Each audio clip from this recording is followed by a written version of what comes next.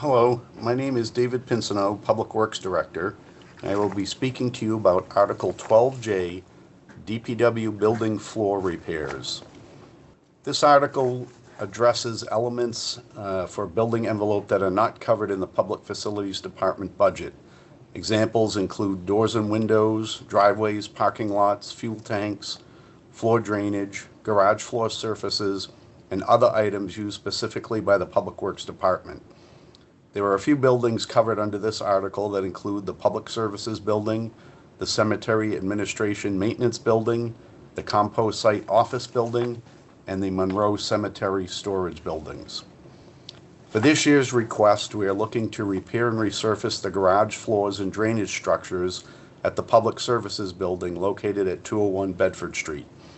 This area is used regularly by DPW vehicles and employees Monday through Friday and during all emergency operations. The area we are looking to repair and resurface is approximately 38,000 square feet of floor space, and there are 6 drainage structures located within this area. The floors and drainage structures are original to the building, which was constructed in 2009. The repairs will improve efficiency of use, employee safety, and ensure vehicles are available and accessible for day-to-day and emergency operations.